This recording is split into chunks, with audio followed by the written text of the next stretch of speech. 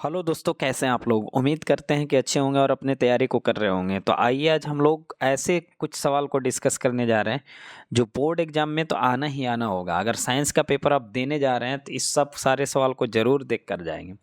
काफ़ी महत्वपूर्ण सवाल है। देखिए पहला सवाल क्या है, लघुत्तरीय सवाल लेकर आए हैं। पहला सवाल फिजिक्स का है। ये है, प्रकाश का परावर्तन क्या है, इसके नियमों का सचित्र उल्लेख करें। तो सबसे पहले देखिए ये इसका क्या है, फिगर है प्रकाश का परावर्तन का। पहले ये हम लोग समझेंगे कि प्रकाश का परावर्तन है क्या। तो लिख रहा है, जब प्रकाश की किरण किसी परावर्तक सतह पर आपतित होती है तब वह कुछ कोण बनाकर अपने ही माध्यम में लौट जाती है, जिसे प्रकाश का परावर्तन कहते हैं। मतलब ये सतह है आपका, इधर से आई प्रकाश की किरण और टकरा कर ऐसे लौट गई, तो इसी घटना को हम क्या कहते हैं, प्रकाश का परावर्तन कहते हैं। बहुत इंपॉर्टेंट है क्वेश्चन मेरे भाई। अगर 2026 में आप बोर्ड देने जा रहे हैं तो इस क्वेश्चन को जरूर देख कर जाइएगा। अब इसके कुछ नियम से हम क्या नियम है, तो प्रकाश के परावर्तन के कुछ इसके दो नियम हैं। पहला, आपतित किरण, परावर्तित किरण एवं आपतन बिंदु पर डाले गए लंब तीनों एक ही तल में होते हैं। दूसरा, आपतन कोण परावर्तन कोण के बराबर होता है। मतलब कोण आई बराबर क्या होगा, कोण आर होगा। तो काफी इंपॉर्टेंट क्वेश्चन था प्रकाश के परावर्तन, कि जब प्रकाश की किरण किसी समतल सतह से आकर टकराती है तो उतने ही कोण से वापस लौट जाती है। इस घटना को प्रकाश का परावर्तन कहते हैं और इसके दो नियम हैं। अब हम दूसरे सवाल पे चल रहे हैं। दूसरा सवाल क्या लिख रहा है, लिख रहा है कि प्रकाश पुंज क्या है, ये कितने प्रकार के होते हैं। तो सबसे पहले हम बात करेंगे कि किरणों के समूह या प्रकाश के अत्यंत छोटे छोटे कणों के समूह को ही प्रकाश पुंज कहते हैं। यह तीन प्रकार के होता है। कितने प्रकार के, तीन। पहला समानांतर किरण पुंज, दूसरा अभिसारी किरण पुंज और तीसरा अपसारी किरण पुंज। तो किरणों के समूह या प्रकाश के अत्यंत छोटे छोटे कणों के समूह को हम क्या कहते हैं, किरण पुंज कहते हैं। अब हम जो है थर्ड नंबर सवाल पे चलने जा रहे हैं। लिख रहा है, ये काफी इंपॉर्टेंट है, उत्तल दर्पण को पश्य दर्पण के रूप में वरीयता दी जाती है, क्यों। तो बहुत ही इंपॉर्टेंट क्वेश्चन, हर बार पूछा जाता है। लिख रहा है, क्योंकि उत्तल दर्पण हमेशा सीधा प्रतिबिंब बनाता है एवं साथ ही साथ देखिए एवं साथ ही साथ इसमें विस्तृत क्षेत्र भी दिखाई देता है। यही कारण है कि पश्य दर्पण के रूप में हम उत्तल दर्पण को वरीयता दी जाती है। देखिए अगर ये क्या है, एक उत्तल दर्पण है, ठीक है। तो ये क्या है ना कि बड़ा एरिया बनाएगा, ऐसे इधर भी दिखेगा, इधर भी दिखेगा, इधर इधर सगरो दिखेगा। और इसमें प्रतिबिंब जो बनेगा, इसमें हमेशा क्या बनेगा, छोटा बनेगा। क्या बनेगा, छोटा बनेगा। क्या बनेगा, छोटा आपको बनेगा। क्या बनेगा बउआ, छोटा बनेगा। ठीक है, अब आगे हम लोग बढ़ते हैं। देखिए क्या, अब हम 4 नंबर सवाल पे चल रहे हैं। लिख रहा है कि सोलर कुकर में अवतल दर्पण का उपयोग किया जाता है, क्यों। तो बहुत ही इंपॉर्टेंट क्वेश्चन है।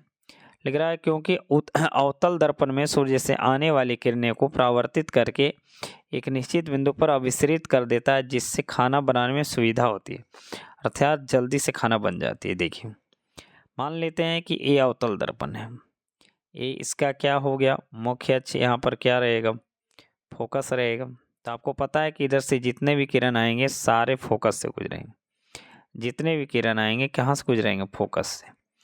तो सूर्य से आने वाली प्रकाश की किरण वो सभी फोकस पर जाकर पड़ जाता है, जिसके कारण खाना जल्दी से बन जाती है। नेक्स्ट सवाल हम बात करेंगे 5 नंबर।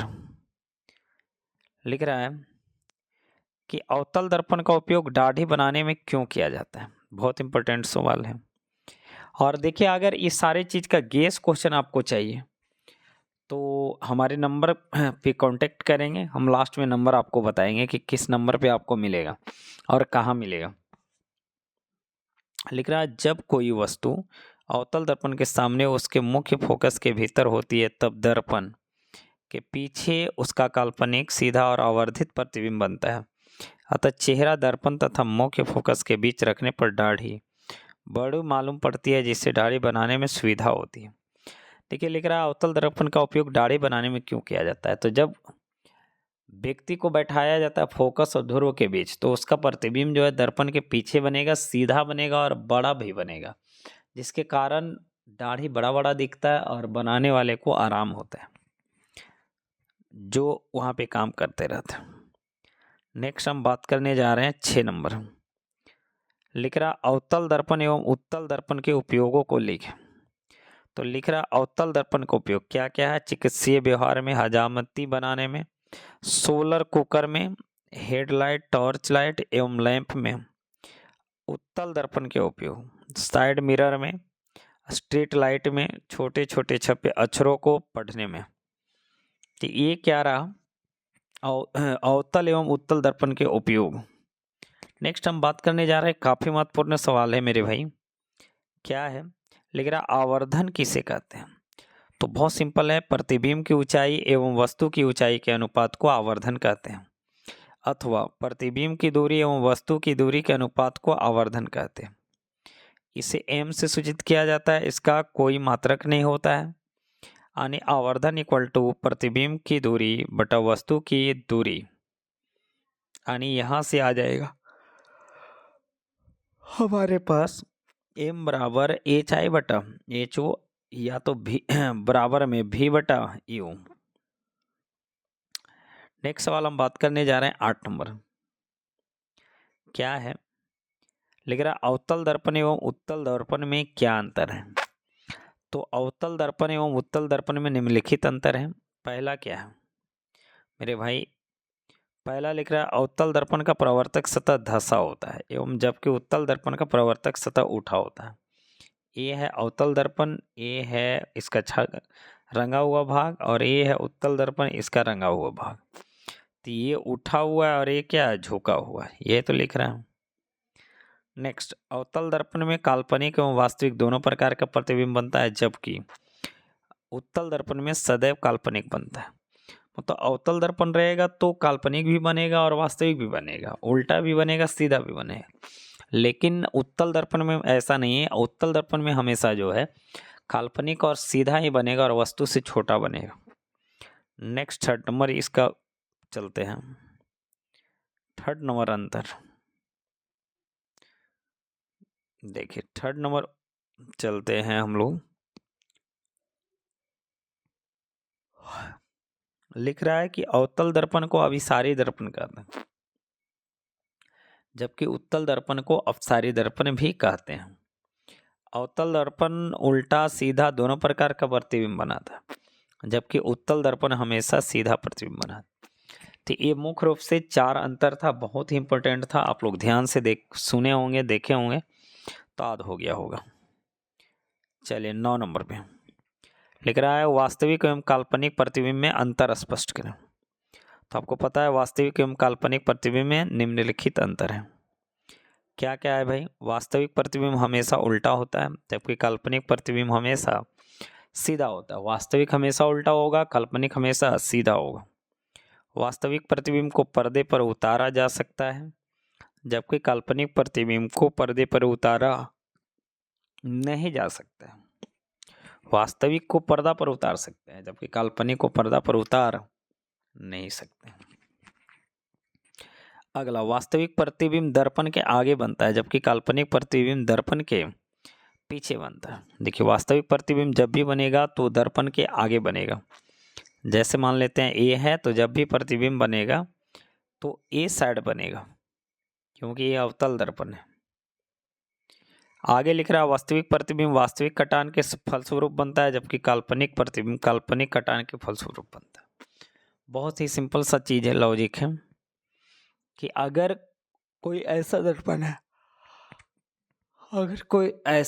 है जिसमें वास्तविक प्रतिबिंब बन रहा है, तो हमेशा वास्तविक कटान से कटेगा, और जो दर्पण काल्पनिक प्रतिबिंब बनाएगा उसमें काल्पनिक तरीके से मिलेगा।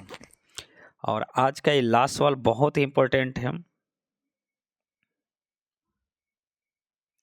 देखिए आज का लास्ट सवाल क्या है, फिर अगले वीडियो में आपको हम करवाएंगे। लेकिन गोलीय दर्पण की फोकस यानी मुख्य फोकस को परिभाषित करें। तो बहुत सिंपल है, गोलीय दर्पण पर मुख्य अक्ष के समानांतर आपतित किरण परावर्तित होकर दर्पण के मुख्य अक्ष के एक बिंदु पर मिलती है या प्रतिच्छेद करती है, यही बिंदु गोलीय दर्पण का मुख्य फोकस कहलाता है।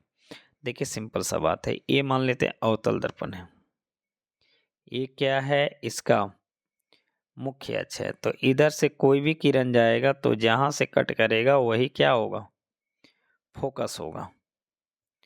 तो कौन सी बड़ी बात है भाई। तो इस तरह से अभी आप लोग 10 सवाल देखें, काफ़ी इंपॉर्टेंट था, आप लोग ध्यानपूर्वक शुरू से अंत तक फिर से देख लेंगे।